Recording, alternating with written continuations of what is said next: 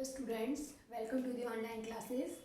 Today we will start our new topic, that is chemical coordination and integration in human.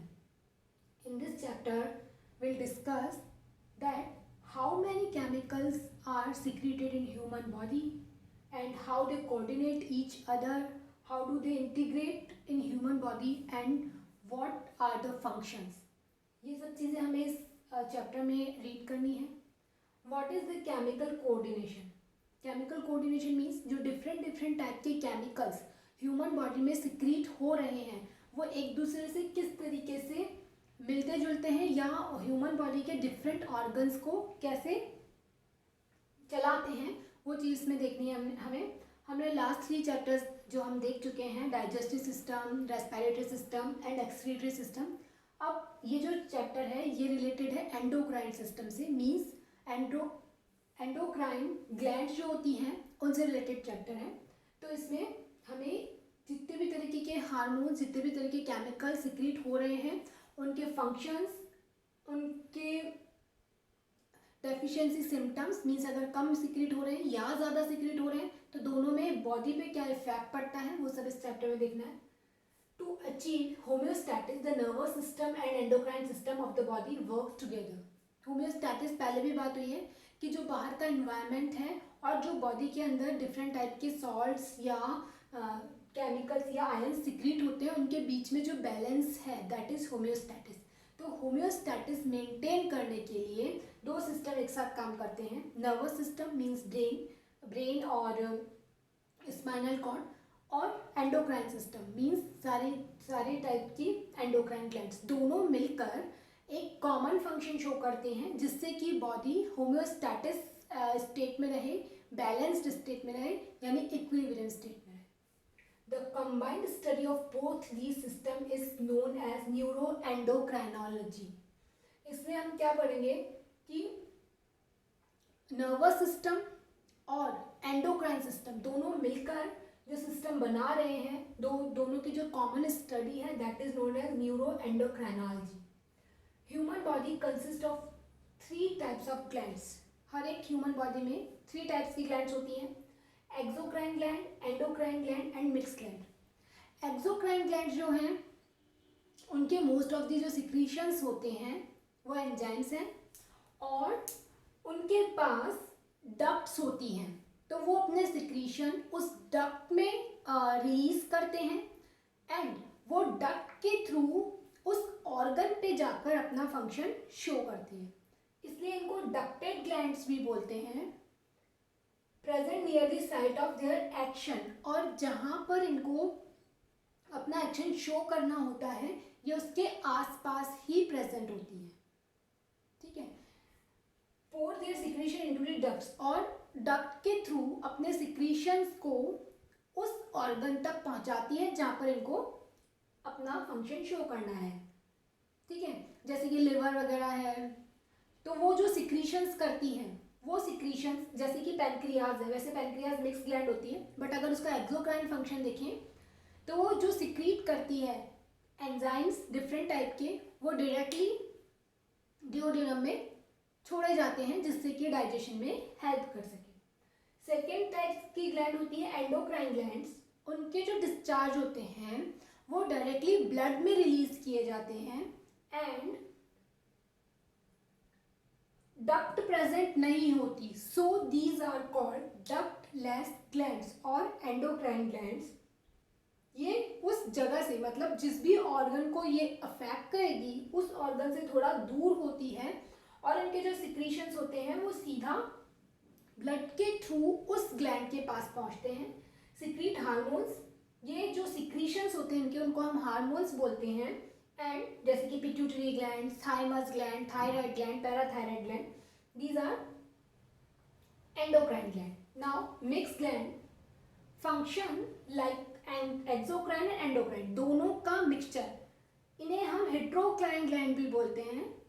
दोनों मिलकर function, दोनों तरह का function show करती है. इनके सिक्रीशंस अगर डक्ट्स में जाते हैं तो ये exocrine as exocrine gland function show करती है. अगर इनके सिक्रीशंस ब्लड में जाते हैं डायरेक्टली तो ये एंडोक्राइन ग्लैंड की तरह से रिएक्ट करती है। लाइक पैंक्रियाज में जो एंजाइम सिक्रेट होते हैं वो डक्ट के थ्रू ड्यूडेनम में जाकर डाइजेशन में हेल्प करते हैं, और जो इसके हार्मोन सिक्रेट होते हैं जैसे इंसुलिन, ग्लूकागॉन, तो वो एंडोक्राइन ग्लैंड की तरह फंक्शन करती हैं और ब्लड के थ्रू अपना फंक्शन शो करते हैं। ठीक है। Now the branch dealing with study of endocrine glands and action of hormones is called endocrinology. जो जिसमें हम पूरी एंडोक्राइन ग्लैंड्स की स्टडी करेंगे और इसमें जो सिक्रीशंस है हार्मोन्स, उनका अफेक्ट देखते हैं बॉडी पे, ज़्यादा होना, कम होना या कितना चाहिए, उससे बॉडी क्या फंक्शन शो करती है, ये सब जिसमें स्टडी की जाती है। This branch is called endocrinology. Now secretions called hormones and what is hormone? Hormones are chemical messenger, एक तरीके से मैसेज को कैरी करने का काम कर रहे हैं, लेके जा रहे हैं। तो केमिकल मैसेंजर और information molecules, non nutrient organic compounds, organic होते हैं बट नॉन न्यूट्रिएंट्स होते हैं। मीन्स ऐसा नहीं है कि इनसे हमें कोई न्यूट्रिशन मिलता है, जैसे कि कार्बोहाइड्रेट, प्रोटीन, लिपिड, इनसे हमें हमारी बॉडी को किसी न किसी तरह से नरिशमेंट मिलता है, नरिश करती है हमारी बॉडी को, बट ये बॉडी को नरिश नहीं करते हैं और बहुत ट्रेस अमाउंट में चाहिए। केमिकल ऑर्गेनिक कंपाउंड्स हैं सिक्रेटेड इन ट्रेस अमाउंट, बहुत कम अमाउंट में, लेकिन अगर वो इतना कम अमाउंट भी प्रॉपरली नहीं मिल रहा है तो इसके इफेक्ट्स हमारी बॉडी पे शो होते हैं बाय एंडोक्राइन ग्लैंड। जिस भी ग्लैंड से सिक्रेट हो रहे हैं उसके इफेक्ट्स, अगर ये जितना चाहिए उतने अमाउंट में सिक्रेट नहीं हो रहा तो इसके इफेक्ट्स शो होते हैं। सबसे फर्स्ट हार्मोन को जो टर्म दी थी कॉइन्ड बाय स्टार्लिन 1905 में स्टार्लिन ने टर्म दी थी हार्मोन। हार्मोन का मीनिंग होता है, hormone is a Greek word, hormon, it is a Greek word, it means excite, किसी भी चीज को एक्साइट। तो ये ग्लैंड जो हार्मोन सिक्रेट होते हैं ये बॉडी के डिफरेंट पार्ट को एक्साइट करने का काम करते हैं। नाउ थॉमस एडिसन जो साइंटिस्ट हैं, इन्हें कहते हैं father of endocrinology. Bayliss and Starling first time obtained secretin hormone in 1903 by secretory cell of mucous membrane of duodenum। जो डाइजेस्टिव सिस्टम का ड्यूडिनम है उसकी जो सिक्रेटरी सेल म्यूकस मेम्ब्रेन पे जो प्रेजेंट होती है, वहाँ से सिक्रेटिन हार्मोन सिक्रेट होता है और सबसे पहले इसी को ऑब्टेन किया था स्टार्लिन एंड बेलिस ने। Now next topic is human endocrine system. In this chapter हमें ये सिस्टम डिटेल में करना है। The main endocrine glands in human, there are 10 endocrine glands.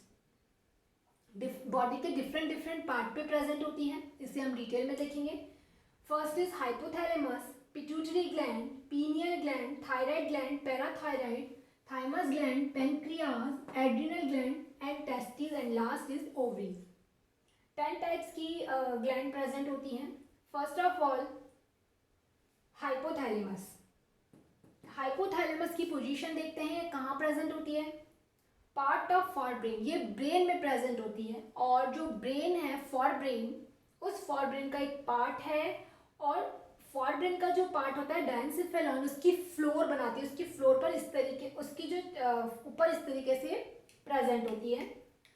इसके पास बहुत सारे हाइपोथैलेमिक न्यूक्लियाई प्रेजेंट होते हैं और ये जो हाइपोथैलेमस होती है ये कनेक्ट होती है पिट्यूटरी ग्लैंड से इनफंडेबुलम के through, connected with anterior pituitary के जो 2 लोब्स हैं एंटीरियर एंड पोस्टीरियर, तो connected with anterior pituitary lobe by blood capillaries and posterior pituitary lobe by axons of its neurons.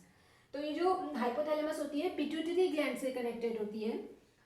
जो इसका पिट्यूटरी ग्लैंड का anterior part है वो ब्लड कैपिलरीज से जुड़ता है और जो इसका पोस्टीरियर पार्ट है वो एक्सोन, जो न्यूरॉन होता है, नर्वस सिस्टम न्यूरॉन का जो एक्सोन पार्ट होता है उससे कनेक्टेड होता है। 2 types of hormones are secreted by hypothalamus. ये जो हाइपोथैलेमस ग्लैंड होती है ये 2 टाइप्स के हार्मोन सिक्रेट करती है और वो हार्मोन्स पिट्यूटरी ग्लैंड पर एक्शन लेते हैं।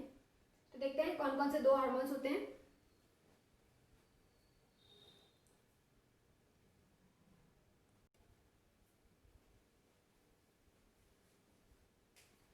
Now, two types of hormones are releasing factor or releasing hormone and inhibitory factor or inhibitory hormone.